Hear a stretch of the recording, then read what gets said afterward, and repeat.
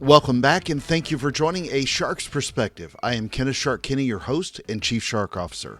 Let me tell you first about two amazing sponsors who make this show possible. Let's talk about Inbound. From marketing to sales and commerce to CX, Invoca's active conversation intelligence platform enables revenue teams to create better buying experiences, drive more leads, and increase revenue. Trusted by top brands like Dish Network, Mayo Clinic, Mutual of Omaha, and ADT, the Invoca team is doing some amazing work in turning conversational data into automated action to enhance digital touchpoints in human interaction. Now let's talk about Outbound. I hope that you'll take a look at Drips, the founders of conversational texting, where they use conversational AI to help you reach customers where they're most responsive, and that's on their phones. And working with major brands like 3-Day Blinds, Liberty Mutual, Credit Repair, and Gainsco, Drips is leading the way for some of the biggest brands in the world to improve engagement rates and outcomes for their prospects and customers. And now back to the show. Do you love where you work? It's a tough question that a lot of leaders don't truly know the answer to or may not be looking for either. The perception of a lot of leaders is quite often not the reality of the employee experience, and yet many wonder why employee engagement is so low. Or maybe they're not measuring the bottom line with employee retention and why it's costing them so much. So what do we do as leaders to create organizations that people never want to leave? And what will employees remember when they ask themselves, do I love it here? Clint Pulver is an Emmy Award-winning motivational keynote speaker, author, musician, and workforce expert.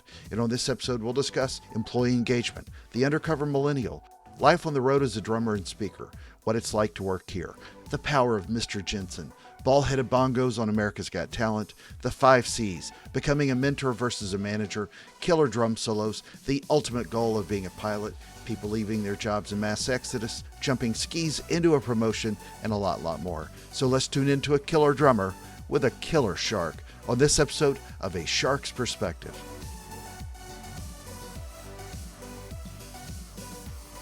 Clint, thank you so much for joining us today on A Shark's Perspective. Tell us a little bit about your background, your story, your career to date. Yeah, so I travel the world as a professional keynote speaker, and a lot of my work has been founded in my work and research as the undercover millennial. It's kind of like undercover boss without the makeup. And I would go undercover into organizations as someone who was looking for a job. And now we present on that research that I've done for the last 5 years, and also been a professional musician for 23 years and play the drums, and also a husband and a father to 2 beautiful little girls that I just love and adore. 2 most important jobs at the end. Yes, save the best for last. Absolutely. So knowing of your speaking background and your success there, and we're going to talk a lot about employee engagement in your book. I love it here. But your background in particular with drums, that started, I understand, as a kid, and that also resulted in a little documentary you made that won an Emmy. Correct. Tell us a little bit about that. Yeah, so I was the kid in school that always just had a hard time sitting still. I still have a hard time sitting still. I would always just tap, I would always move, and everybody saw that as an issue. They saw that as an annoyance, and I had a teacher named Mr. Jensen who said, I don't think he's an issue, I don't think he's a problem, I just think he's a drummer. And he created a moment that changed my life forever, handed me a pair of drumsticks, and made me promise that I would keep those sticks in my hands as much as I possibly could. And that was 23 years ago, and because of that moment when somebody believed in me and saw something in me that I didn't even see within myself, it changed everything for me. I wrote a completely different story and have become, I think, a different person than I would have had that moment not occurred. So out of curiosity, were you diagnosed with ADD or ADHD? I mean, by people that maybe didn't know at first that it was just a tapping? Yeah, so when this happened, this was during the time of the rise of ADHD and medicating kids, and they gave it a name. And so I have never been clinically diagnosed, but there's a possibility. I don't know. I think there's a lot of misdiagnosed kids as well that have been diagnosed with it, but they just have, a lot of energy, or I don't know, everybody kind of looks to give something a label. We want to define things very quickly in this world. So I don't know if I do, I don't know if I don't. I do know that I have a hard time sitting still. I do know that I love to play. I do know that I love the sound and rhythm, but does that equate to ADHD? I don't know. So you took that affinity for drumming and you turned that into a professional career. You also played bongos on America's Got Talent. Yep, this is true. So what year was that, and what kind of success did you see out of that? Yeah, so America's Got Talent was a pretty funny thing. I never auditioned for the show. I didn't want to necessarily be on the show. They reached out to me as a, semi famous drummer and asked if I would come and be a part of this. And yeah, America's Got Talent is a funny thing. We went directly to the main stage in front of all the judges in national television, and they wanted me to play bongos on a bunch of bald guys' heads. And I was like, okay, sounds cool. And I went out and did that, had a blast. It was so fun. I met so many. I think if you could have the chance to go and just hang out in the waiting room where they keep all of the talent for America's Got Talent, you would have stories for the rest of your life. Oh, I bet. Like the people that were waiting, and that was the highlight of the whole event. I mean, I was in there, we were there for like 6 hours, waiting, being interviewed. The producers would come talk to us. They'd call us back. We'd do some filming, but everybody's there that's on the show. And I mean, it was just, I mean, there was a guy that had a pig. There was a lady that had birds. This tattooed chick that like danced on glass. People that were blind, gymnasts, circus people. Like it was crazy. And so just meeting those people, having that experience, performing in front of the live audience, being on camera, and to say that you've been on America's Got Talent, that's fun. It's a unique experience that not very many people can say they've had. So what made you move into being a keynote speaker as opposed to a career in the music industry with your passion of drumming? Yeah, it's kind of a hard question to answer because it's kind of like threefold for One me. is may pay better. Yeah. That there is some truth to that. I wanted to be a touring musician. That was like the goal, and I did that, and realized that long term, like as a lifestyle and the life that I wanted to have, and be a family guy, and like you just can't have that if you're touring with, especially if you're touring with a bigger artist. When they're on tour, you are on tour. There are no holidays. There is no like you get to go home when you want. Like you're there. And so that wasn't super conducive. And to be honest, my ultimate goal was to be a pilot. I went to flight school, flew helicopters, got my fixed wing rating, did airplanes, and that was like the ultimate goal. It was never to speak, and I had an eye disease that ended that whole career for me. And all of a sudden, literally in another moment, I was not able to fly. I couldn't pass and get my flight medical to stay current, and so I had to totally pivot. I ended up chasing, the quote unquote real job and the salary and the benefits, and was absolutely miserable in the medical field. I worked as an orthopedic consultant, and hated it. And I remember when my first speaking event was when I spoke in church, and a guy owned a leadership consulting company, heard me speak, and he said, I want you to come and speak to a bunch of high school kids at a leadership conference. And I was like, no thanks. How old were you at the time? I was a senior in high school. So I was still in high school, and the thought of going and speaking to other high school students was not, I just didn't want to do it. And he was like, I'll pay you $500. And I was like, okay.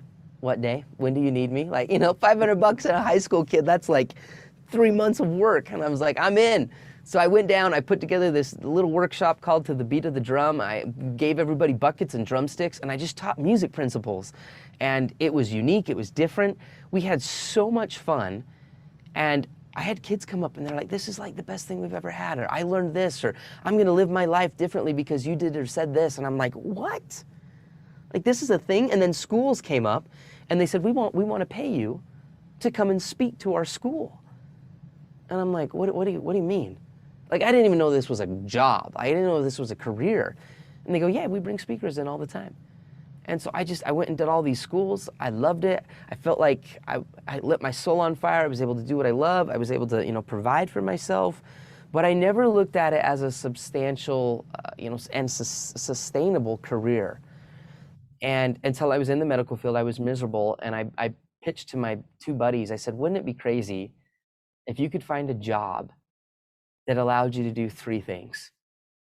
I call it the 3 Ps. It was passion, purpose, and the ability to provide. Like, what if you could find something that most of the time you were able to do that? And both my friends were like, I don't think that exists, man. Like, you're kind of living with rose-colored glasses. Like, they call it work for a reason. I don't think that you could, find something that would meet all of those three things. And the only thing in my life that had truly made me feel that way was flying and speaking. I couldn't fly anymore. And so speaking was the thing. And 2 weeks after that conversation with my friends, I quit my job. And I jumped into the speaking industry full time. And that was 4.5 years ago. What got you into speaking about employee engagement? I know that Undercover Millennial was part of that, but why that topic? Yeah. So another thing that I just kind of ran into somewhat, I was in a part of a mastermind group. We were in New York City meeting with other CEOs and executives, and it was just a business retreat. And we're sitting there and we're talking to these guys about how they've pivoted and moved and adapted and created strategies to meet the demands of a marketplace that's always changing. And this one guy that we met with, had a thick New York accent, had lived in the city for most of his life, owned a sporting good retail chain. And I'll never forget, he said, you got to adapt or you're going to die. If you don't adapt in business, you're going to die. And I was like, wow, okay. And then I just asked him, I said, so what about management? What about like people? Have you felt the same need to adapt and change? And he said, no, not with people. No need. And we get results. And I remember I had like the most like just glazed over confused face, and because I couldn't understand it. He felt the need to change how he did business to meet the demands of an ever-changing marketplace, but when it came to his people, no need to adapt. And I remember I looked around in the store and all of his employees were my age or younger. And I just thought, I wonder if they would say the same thing. I wonder if they'd, sing the same tune that he's singing, that everything's wonderful and works great and we have a thriving business. So I thanked the guy for his time. We had 35 minutes to kill until we needed to be to the next place. I had nothing else better to do. So I went and asked his employees what they thought of their job. And mind you, I was wearing what I'm wearing right now. Like I think I had a hoodie on, backwards hat. I was literally a customer in the store. And I walked up to the first employee and I just said, hey, I'm just curious. What's it like to work here? And that first employee, he got quiet. He looked around. I felt like we're doing an illegal drug exchange. And he's like, dude, I can't stand it, man. He's like, it's just a job, dude. We're all cogs in a wheel. And I was like, what? And I said, well, why are you still working here? And he's like, no, I've already applied to 3 other places. As soon as I get a chance to bounce, I'm gone. And I thought, okay, well, maybe this kid's just having a bad day. So I went and asked another employee and another and another and another. Long story short, I interviewed 6 of his team members. And at the end of those 6 conversations, 5 out of the 6 of his employees said they would not be working for this guy in his store in less than 3.5 months. And it was a light bulb moment. It literally just, I sat there and I thought, my gosh, what if he could know? He has no clue. The perception of leadership versus the reality of the employee experience. But it was crazy to me that they were so honest with me. They were open with me because of my age and because I just was a customer. There was no incentive, there was no consequence. I was just me. And I thought, what if I could do something here? And I started to shop it around and market it and talk to business owners and CEOs, and I started doing it more and more and more. And I would go in as a potential hire, as someone who was just looking for a job. I'd walk into a Verizon store, a Chick-fil-A, a Walmart, and I'd just go up and say, hey, I'm just curious. I'm thinking about applying. What's it like to work here? And they tell me everything. And over the 4.5 years that we've done this, we've worked with 181 organizations, over 10,000 employees that I've interviewed undercover. And that's what the new book that just released is all about. Have you been found out by anybody beforehand? Did anybody recognize you at all? Yeah, that's a great question. And the answer to that is no. I've had people question why I'm asking so many questions. Yeah. That has happened. Because there are some times if I have cop? Somebody. Yeah. Because it's a balance of like, okay, how do I really extract the information I'm trying to get in the most authentic way possible, but also still make this seem natural and real. So that has happened, but I've never had someone that's like, oh yeah, you're Clint Pulver. I saw you on America's Got Talent. And usually I shave. I always wear a backwards hat. I'll sometimes put on a hoodie. COVID has really helped. We've done research during the pandemic, so having a mask, amazing. You just tell them you're Brian Fanzo now. Yeah, exactly. I love that. Yeah, exactly. So, And were you looking at all different types? I mean, are you typically, with the story you first described, this was sort of the origin story was around young people working in a retail position. Have you seen the same thing open up with maybe people that were older in mid-level management positions and so on and so forth? What did you see from that? 100%. Yeah, I didn't want the research to be strictly, to one generation. I just wanted it to be to the workforce in general. So we've interviewed everyone from boomers to Gen X, millennials, Gen Z, and we're still continuing to do that because I want the research to continue to be fresh. But here's the thing, in all honesty, Kenneth, I mean, after doing this, like, you kind of just see the trends, like, over the years, and it was like universal principles that I don't think it really would have mattered if it was in the 60s or if it's in 2021. The principles are the same. And for the most part, everybody's looking for that same thing within their job.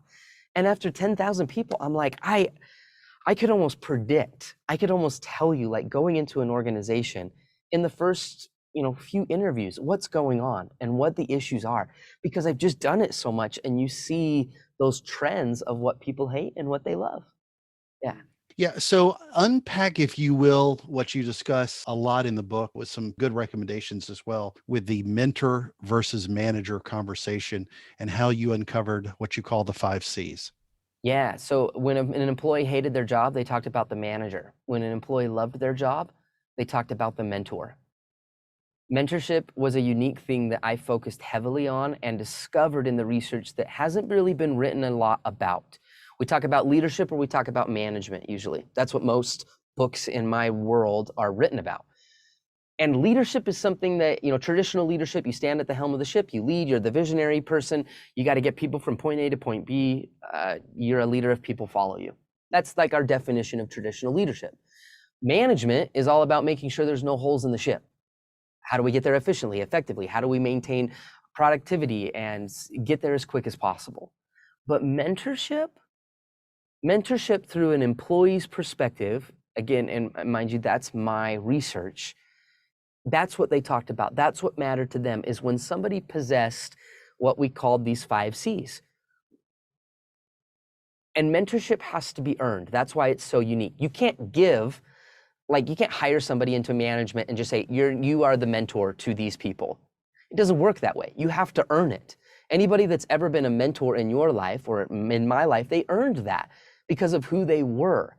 And so when I would go into an organization and I would talk to, the employee, and I'd say, why do you work here? And they'd be like, honestly, it's because of Susie. I've stayed here because of Susie. Who's Susie? Oh, she's the manager, and she's unbelievable. Why? And then I go to the next employee who had been there for 11 years. And I'd say, why do you stay here? And he goes, oh, I was at another tech firm, but Susie came over here. We used to work together. She jumped ship and I followed her over. Why? When I would find these significant leaders who earned the right to be a mentor in the eyes of their employees, we narrowed it down to these 5 C's. They were confident, they were credible, they were competent, they had the ability to display candor, and then the 5th C is they had the innate ability to just care about human beings. Those 5 C's. And it was the highest form that we could trace back when an organization had the highest amount of retention, influence, loyalty, engagement, productivity. It was because a manager became a mentor, because that person who was in charge, who was in the leadership position through the eyes of their employees, was someone they looked to and said they're confident in who they are and what they do. They're confident in their ability to get me where I want to go. They're also credible. They've got a background and a history and a resume that supports the thing that they're doing and what they're teaching me to do. They're also competent. They're not the manager that's sitting in the back of the room calling the shots saying, do this, do that. No, they're a practitioner. They're someone that jumps in that can actually do the thing that they're teaching me to do. Candor, they had the ability to create relationships so strong that honesty could exist. They understood, I got to give it to you straight, and I'll always give it to you straight. But they also made the deposits of trust through caring, where they could make those withdrawals. They could have the honest conversations because they cared. They became advocates, not just developers. And in doing so, it changed everything. It was beautiful to see, beautiful to watch. So here's what I think, or maybe rather, I believe, at least having been a manager, but I believe that a lot of managers check each one of those off and think they're doing each one of those 5 C's well. Yes, And oblivious or not, one side or the other will be absent from the reality that the other one sees because it's their unique perspective. But at correct. the end, and I'm curious if you came across this with companies that you work with that did this, a lot of companies may discount this because they just need to get stuff done. And they may think this person is a driver, which was part of my problem is I drove and I had great success Yes. in my organization with the numbers always look good. But at the same time, yeah, I mean, I was driving myself crazy as much as everybody else. Yep. This is a problem with every company everywhere. They all have some issues like this. But I think sometimes that, or most of the managers are oblivious to what their employees think. And then also the company, which is part of that equation, really just wants the numbers to be good. And do they care enough about employee retention? Yes. And while we look at the numbers of profitability, I would ask at the same time to look at the numbers of retention and what it's costing your Yeah, which has a organization. real cost. Yeah. Massive cost. And most people never look at that. When they talk about the bottom line, when they're looking at their P&L statement, like they don't factor in when They 30 look at people, they look at when spend 30 versus people left cost. last. Exactly. Exactly. And so it's easy to get focused on, well, productivity and numbers, and we got to drive, we got to hit our numbers and quotas and sales and profitability and all that. But they're not considering, not just when somebody leaves, but also when an employee mentally checks out and stays. What that is costing in morale and productivity and efficiency. So there's a whole nother lens that I think needs to be considered and looked at. And most organizations consider employee turnover as just a paper cut. It's like, nah, easy come, easy go, without realizing what could change and what they would reap on the numbers side if they just changed a few things. And companies are doing better. I can honestly say that because they're realizing to stay effective in the recruitment process and to retain people, they have to, because too many organizations are adapting and changing to this, and they're keeping people and retaining people. And yeah, it's adapt or die for sure. One of the things you talk about in those 5 C's that I really thought about a lot after reading the book was credibility and how each person, I mean, it's almost like companies and brands, people want to believe in something, they want to see that you've done it. What should a leader do to motivate someone to do their job, to perform well, to be happy in their role if they haven't earned that street credibility, if you will, in employees, but they earned it from a company? Because it could be that senior management saw something in young Clint and he hasn't run a basket weaving organization, Yeah. for a terrible example, with that specific expertise, but they just know they can get stuff done and motivate that team. And it doesn't always work that way. But I get completely why the company may see something in young Clint and the employees see no experience in Clint, and then it becomes a friction point. And it happens all the time because a lot of people get promotions that Correct. feel like they're jumping over their skis a little bit, but it's not. Sometimes you need somebody that's just loyal to the company and you feel like they're going to get some good performance out of the rest of the team. Yeah. There's a lot of different ways to do it. There's a lot of different examples. I remember one CEO, he said at every orientation, he would show up when they would bring in new hires. They would sit their manager in front of the new team. And then that CEO would be the person who would literally go through all the 5 C's and tell all of the new employees why this manager was the mentor, why this manager was credible, why this manager might be younger than you, but let me tell you why we put them in this position. Let me tell you why we support them. Let me tell you why you need to It's a listen great to them. point. Like, so having the support of upper management, I think, is critical. It always came down to standards and connection. The standards that the manager was able to uphold and the connection they were able to create with their employees.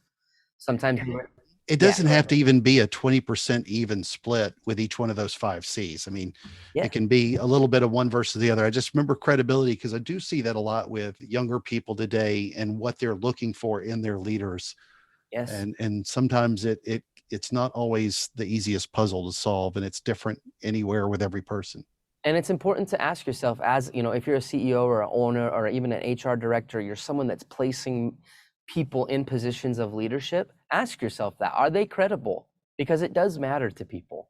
And I think far too often we put people in a position of management that have no business being managers, but we don't know what else to do with them, right? They're a good employee, they were awesome, so it's like, "Oh, I guess we'll just promote you into management." Doesn't make you a mentor. And so we have to be careful there. It's a hard balance. There's no like one easy answer, but to be aware of that and to figure out, okay, well then how can we increase their credibility?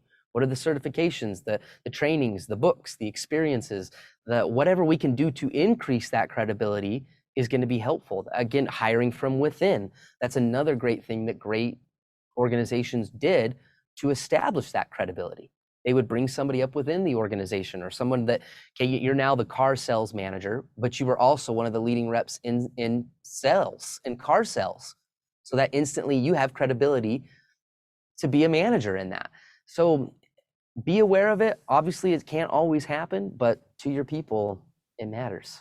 So you published this, it came out in April of 2021 as we were starting to really emerge from the pandemic. I know that this was a topic you've been talking about for years, but did you notice anything in particular during the pandemic that you could recommend coming out of that was sort of germane, if you will, to that bubble of time? Because managers were going through the same thing as everybody else, learning to navigate Zoom calls and connect with people. None of the managers had done it either. And, I think they were put under stress trying to figure out how to manage themselves plus their team. And I'm just kind of curious what you found out of the pandemic leadership and where employee engagement really got exposed. Yeah. So I actually wrote a whole new chapter in the book because of COVID-19. We were actually going to publish the book almost 6 months earlier. And I just said, no, like that there's more that I have to include in the book now with this, not to just give it relevance, but it was also an opportunity for me to do research and really talk about some stuff during a time of chaos. So here's something that's interesting, and we are seeing this currently right now as we're in coming to quarter 3, quarter 4 of 2021.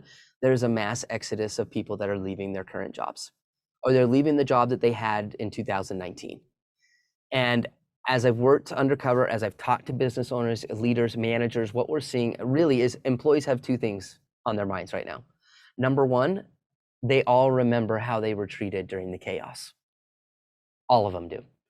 And I saw some pretty horrific things that leaders and managers did in a time of turmoil, right? Out of fear, out of just necessity, or they called it survival. I also saw some beautiful things that managers did in a time of chaos and hardship. The point is, employees remember that right now.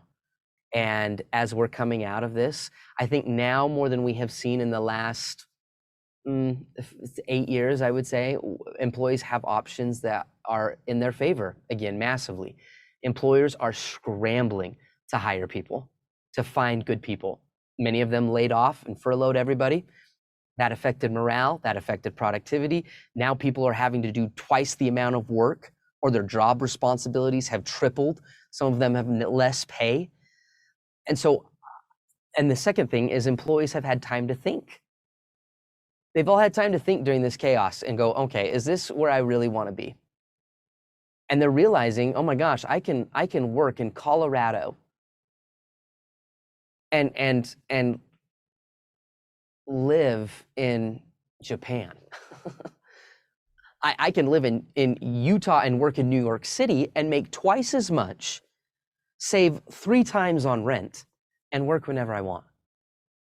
And so that dynamic has really shifted a lot of things. And there's a lot of employers right now that are saying, well, the incentives and the kickbacks and all the things that we're giving people to incentivize them not to work is the reason why we can't find anybody.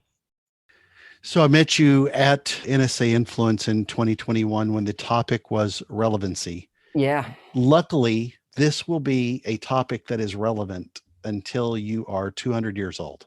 So if this is going to be an ongoing problem, and something that we need people to address and talk about and fix and focus on until the end of time, because companies are not getting better, they're getting worse. Yes. So it's a good hit. So you talk about this a lot in your shows, and then you pull out a drum solo. How did talking about employee engagement and all those good things in the book and those topics, how does that tie in with a killer drum solo? Yeah, great question. So it ties into the Mr. Jensen story. It talks about, going back to that last thought of, employers are having a hard time finding people, but there's some employers that aren't having a hard time finding people right now.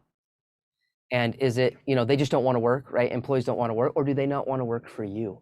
There's a big difference there. There's a big difference. And I think it's worth thinking about. And so I tie the drum solo into the power of being a Mr. Jensen. Are you an organization and are you a boss that when people are with you, they say, I like myself best? You're an organization that represents potential for me. You also represent opportunity. I feel seen. I feel worth something while I'm working for you. And that's what Mr. Jensen did. And so it's a cool thing to tie in that story. I tell that story third person. They have no idea that I'm the kid in the story. And then we reveal the drums. They find out that I'm the kid. And it gives leaders the opportunity to see what influence looks like. When you can step out of the monotony of the meetings and scheduling and the profitability and the margins and making sure that things are getting done and the restaurant's clean, when you can step out of that for a minute and just realize that you also have the opportunity to be a great storyteller in people's lives, to be someone who really was an advocate, to be someone who really was that mentor, someone that really helped you live a better story, someone that helped you get to where you wanted to go. Like, you can be that role. You can be that person that people never forget. You can be a Mr. Jensen. And that's what employees talk about. That's what people remember.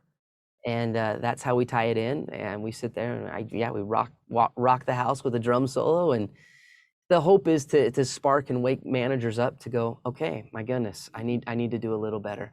I can make a little bit more of a difference. And in the long run, it's gonna help me as a manager as well. Okay. Well, Clint, you're in the great state of Utah. I ask everyone who's a guest, there's no sharks in Salt Lake, but you've got young children, so you'll appreciate some form of a shark story. Doesn't necessarily have to be diving with them like I do, but I ask everyone who's a guest, what is your favorite kind of shark and why? I would say Probably baby shark right now. Yeah, baby shark. I would actually go with the black tip shark. Good choice. Yeah, black tips. First shark that I ever learned as a kid. It was a shark that I saw at SeaWorld. Yeah. And I'll never forget. Yeah, the first time I saw a black tip shark. And Nice. so yeah, that's a good choice. Well, Clint, it's a special time in the show. Are you ready for the 5 most interesting and important questions that you're going to be asked today? Yeah, I'm stoked. All right. Number 1, speaking on stage or performing the drums on a stage. And I know that you do both together, but if you had to pick one baby, which would it be? Speaking on stage. Speaking on stage. Hands down. Why so? Because the drums, when I'm playing on stage, like if I'm playing with a band, it's fairly predictable, fairly structured. Speaking, it's like golf. It's fun to play, but you'll never master it. And I enjoy that opportunity to strive to master that every time I'm on stage. And that is more fulfilling to me than playing a chart or written out music. All right, number 2. Which of these two do you think of as a better drummer in history? John Bonham of Led Zeppelin or Neil Peart of Rush? John Bonham. I was going to ask you John or Animal from the Muppets. Who is the Animal for sure. Yeah, but I ended up going with Neil Peart of Rush, and yes. I would agree with John Bonham as well. All right, number 3, a more favorite drum set brand, Ludwig or Pearl? Ludwig. Okay. Number 4, being an author of a bestseller or appearing on America's Got Talent, playing the ball-headed bongos. America's Got Talent, hands down. Why so? So best-selling author. So in my industry and our industry as speakers, anybody and everybody is a best-selling author, right? Yes, some people constitute that in a million different ways for a million different reasons. I don't know very many people that are on America's Got Talent in our industry. All right. And the most important question that you're going to be asked today is biscuits or cornbread? Oh, I'm gonna do cornbread. Okay. I'm gonna do I'm not cornbread. really sure what would be more popular in Utah in general anyway. So, Clint, where can people find out more about you, your keynote speaking, your thoughts, get a copy of the book, and more? Yeah. First off, thank you for letting me be on this show. Thank you God for your bless, of effort that course. you put into this. It means a lot, and I'm always appreciative and grateful for podcast hosts that do it right. So I do need Appreciate to it. say that. You can find me at clintpulver.com, and then all the social media handles. The book's on Amazon. Title is I Love It Here: How Great Leaders Create Organizations Their People Never Want to Leave. Yeah, it's a fantastic book. And like I marvel at what you do. This was one of the books that I really enjoyed that tied back. So a lot of times speakers write things that you don't feel have some street credibility. And having Yeah. been both a professional speaker and I almost said professional manager, semi-professional manager, Yeah. when I read this book, it made me stop and think a lot, and I really appreciated the content. Clint, again, thank you so much for being with us today on A Shark's Perspective. Honored. Thank you.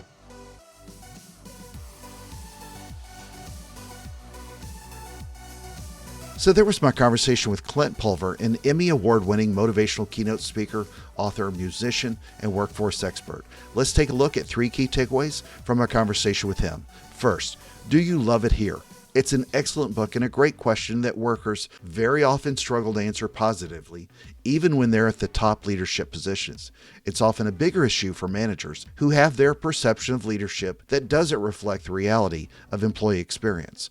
So ask yourself, if you had an undercover agent, an undercover millennial in this case, what would employees tell that agent in truth about what they feel about the job and you as a leader? I encourage you to ask, if only just to ask yourself. Second, ask yourself if you are a mentor or a manager. I really enjoyed the part of the discussion where he talks about what he sees in his research to help managers become better at what they do and become mentors that manage but also get a lot more out of their employees. The 5 C's, as he called it, are being number 1, confident, 2, credible, 3, competent, 4, displaying candor, and 5, the ability to care about human beings. Third, I love the example of where the CEO explains to a team why someone was promoted.